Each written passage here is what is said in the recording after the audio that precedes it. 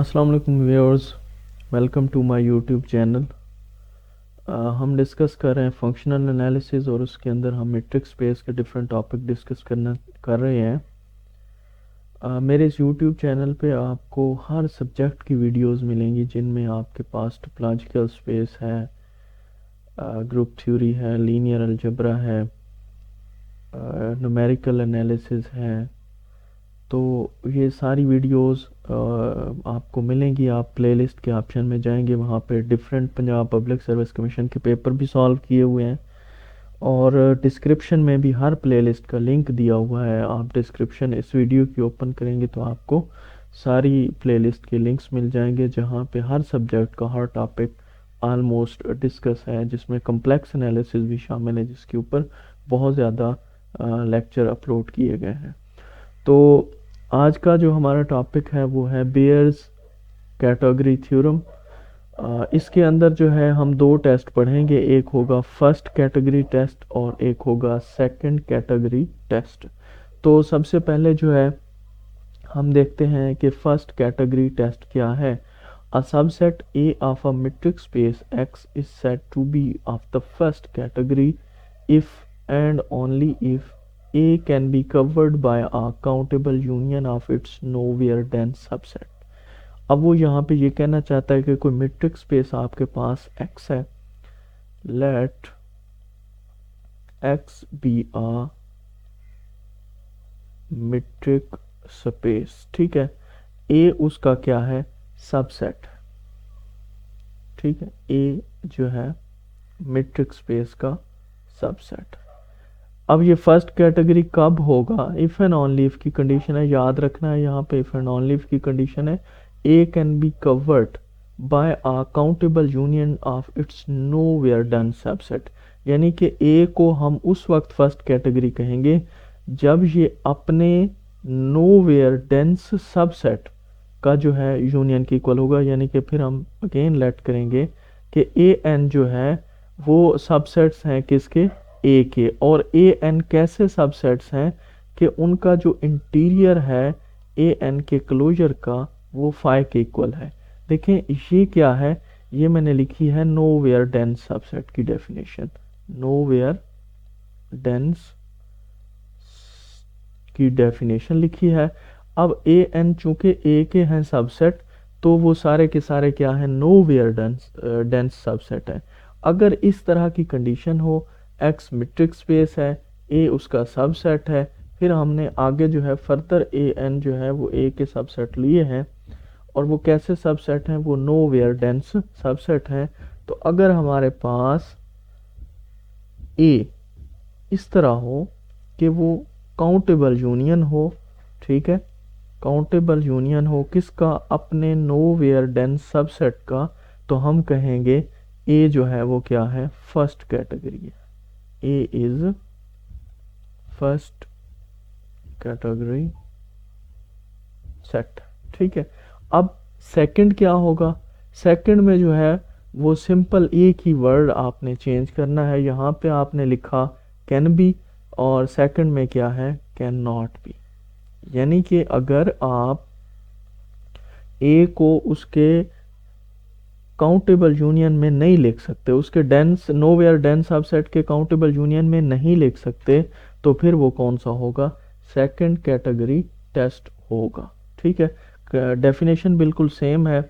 यहाँ पे जो डिफरेंस है वो ये है कि इस फर्स्ट कैटेगरी में हम ए को उसके नोवेयर डेंस सबसेट के काउंटेबल यूनियन में लिख सकते हैं, सेकंड में हम उसको नहीं लिख सकते। इसकी एक एग्जांपल देखते हैं। फ़र्ज़ करें हमारे पास एक सेट ऑफ रेशनल नंबर है जो कि सबसेट है आर का, ठीक है। हमने अब इस क्यू के बारे में देखना है कि क्या ये हमारे पास फर्स्ट कैटेगरी है या सेकंड कैटेगरी है। तो इसके लिए लेट करते हैं Q belongs to capital Q. ये रेशनल नंबर का हमने एक रेशनल एलिमेंट ले लिया है। अब क्यू इसको बिलोंग कर रहा है, ठीक है।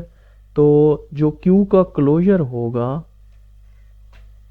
वो इस क्यू के अपने बराबर होगा, ठीक है। और ऐसा क्यों होगा, इसकी रीज़न मैं बता दूं कि अगर मैं इसका लेता हूँ मैं कंप्लीमेंट, ठीक है।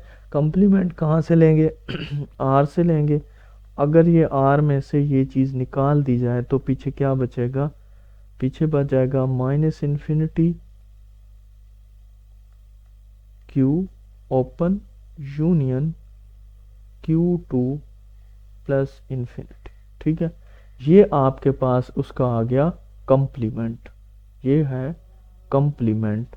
अब यहाँ पे आप देखें कि इसका कंप्लीमेंट क्या है, विच इज ओपन, ठीक है। कंप्लीमेंट क्या है? ओपन है। एक ऐसा सेट जिसका कंप्लीमेंट ओपन हो वो खुद क्या होता है? क्लोज्ड होता है। और हमें पता है कि अगर ए जो है क्लोज है, इफ ए इज क्लोज्ड, हम लॉजिकल स्पेस में भी ये पढ़ चुके हैं, देन अगर ए क्लोज है तो उसका क्लोजर जो है वो अपने आप के बराबर होगा, ठीक है। तो यहाँ पे हमने इसीलिए क्यू का क्लोजर जो है क्यू के इक्वल लिखा है, क्योंकि उसका कंप्लीमेंट ओपन है। तो क्यू जो है वो खुद क्या होगा? क्लोज होगा। अगर वो क्लोज है तो वो अपने क्लोजर के इक्वल होगा। यहाँ पे ये बात क्लियर हो गई। अब एस हमने यहाँ पे देखा कि Q अगर अपने क्लोजर के बराबर है तो फिर Q क्या है? क्लोज्ड है। Q is closed, so it can't contain any open बाल। तो फिर इसके अंदर कोई ओपन बाल नहीं होगी। अगर इसके अंदर ओपन बाल नहीं है तो इसका मतलब है कि इसका जो इंटीरियर है फिर वो हमारे पास क्या होगा? एम्प्टी होगा, ठीक है ना। अगर ओपन बाल है ही नहीं तो इंटीरियर क्या होगा? ओपन होगा। और यहाँ से मैं क्या कर सकता हूँ कि इंटीरियर, अब ये क्यू है ना, ये इसके इक्वल है, ठीक है, ये इसके इक्वल है। क्वेश्चन नंबर 1 में देखते हैं तो क्यू की जगह मैं उसका क्लोजर भी लिख सकता हूँ। तो अब यहाँ पे देखें कि ये मेरी किसकी डेफिनेशन बन गई? नोवेयर डेंस की, ठीक है। नोवेयर में इंटीरियर लेना होता है क्लोजर का, नोवेयर डेंस की डेफिनेशन बन गई। अब चूंकि ये क्या शो कर रहा है कि जो हमने सबसेट लिए थे किसके? इस रेशनल नंबर के, वो क्या है? नोवेयर डेंस है। और हमें पता है कि Q जो है चूंकि as Q belongs to Q, तो फिर इन सब का जो यूनियन होगा, ठीक है, काउंटेबल जो यूनियन होगा वो Q के इक्वल होगा। और काउंटेबल कैसे होगा? हमें पता है कि Q जो है वो क्या है? काउंटेबल है, काउंटेबल है, ठीक है। अच्छा, अगर आपको पता ना हो कि काउंटेबल क्या है, ठीक है, तो इसके लिए जो है ऊपर इस पॉइंट पे आप मेरी वीडियो के आई टिप पे देखेंगे, वहाँ पे काउंटेबल सेट्स का मैं लिंक दे दूंगा। वहाँ से आप काउंटेबल वाली वीडियो भी देख सकते हैं और आपको पता चलेगा कि कौन से जो है वो सेट काउंटेबल हैं और कौन से नहीं है। जैसा कि जो क्यू प्राइम है, सेट ऑफ इरेशनल नंबर, वो नॉट काउंटेबल है, ठीक है। इसी तरह जो है आपके पास आर जो है वो भी नॉट काउंटेबल है, ठीक है। काउंटेबल की हमने डिटेल में उस लेक्चर में डिस्कस किया है, तो वहाँ से आप देख सकते हैं। काउंटेबल वो होता है जो या तो फाइनाइट हो, अगर वो इनफाइनाइट है तो फिर उसकी 1 to 1 कॉरेस्पॉन्डिंग हो नेचुरल नंबर के साथ, ठीक है। तो यहाँ पे हमने ये शो कर दिया कि Q जो है हमारे पास क्या है? वो फर्स्ट कैटेगरी है। Q is of first category. अब एक और भी हम जो है यहाँ पे देख लेते हैं। फ़र्ज़ करें एक और हम लेते हैं सेट ऑफ नेचुरल नंबर, उसको हम देखेंगे कि वो फर्स्ट कैटेगरी है या नहीं है। सबसेट उसको लेंगे किसका? रियल नंबर का। n सबसेट लेंगे r का, ठीक है। अब यहाँ पे देखें, लेट करते हैं कि जो हमारे पास an है वो n के इक्वल है, और n कहाँ से हमने लेने हैं? नेचुरल नंबर से, ठीक है।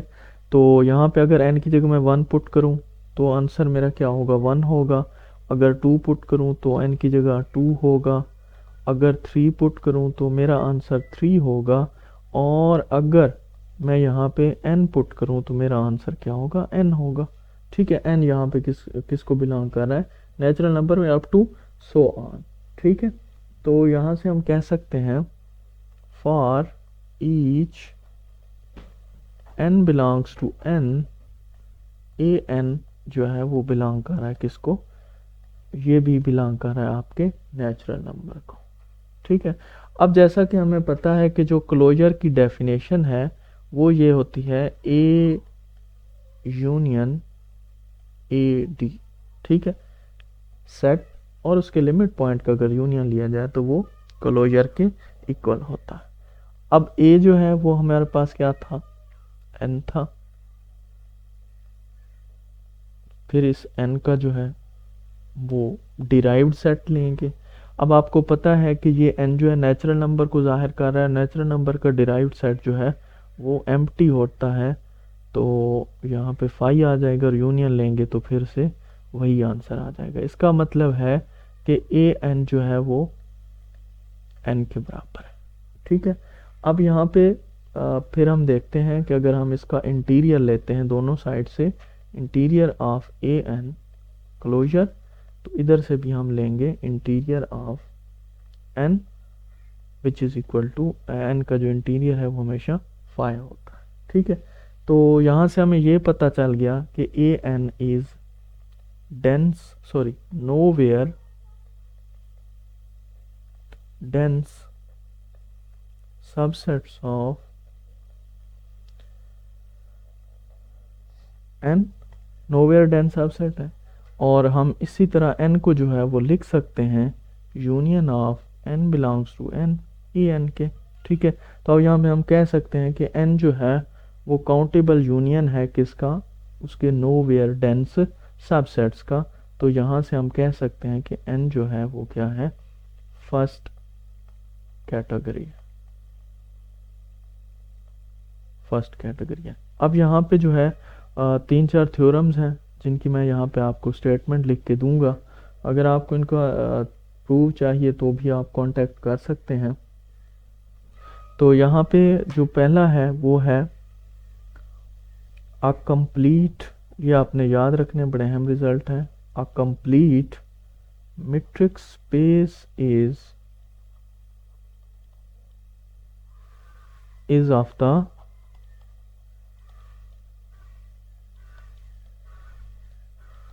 Second category. ठीक है, और दूसरा हमारे पास जो थ्योरम है मैं लिख लेता हूँ। अच्छा, सेकंड है हमारे पास कि अगर एक्स टी हमारे पास कंप्लीट मेट्रिक स्पेस हो तो इंटरसेक्शन जो है countable collection of dense open subset का वो क्या होता है, एक्स में भी डेंस होता है। यानी कि सबसे पहले आपने countable collection of dense open sets वो लेनी है, और ठीक है फिर उनका जो इंटरसेक्शन होगा वो भी क्या होगा, डेंस होगा। यानी कि ये अगर इंटरसेक्शन जो है हम शो करें किसका, डेंस ओपन सेट्स का जो काउंटेबल कलेक्शन हमने फर्ज करें ये लिया था। ठीक है, या ए एन को वैसे हम लिख देते हैं कि ए एन को हम सपोज कर लेते हैं कि ये हमारे पास नोवेयर डेंस है, इनका जो यूनियन है तो इसका जो इंटरसेक्शन है वो भी क्या होगा, डेंस होगा। इसी तरह जो एक्स अगर कंप्लीट मेट्रिक स्पेस हो और इंटरसेक्शन जो है वो हर काउंटेबल कलेक्शन का एक्स के अंदर डेंस होता है, तो एक्स जो है वो क्या होगा, सेकंड कैटेगरी का होगा। ये भी बेयर्स कैटेगरी थ्योरम है।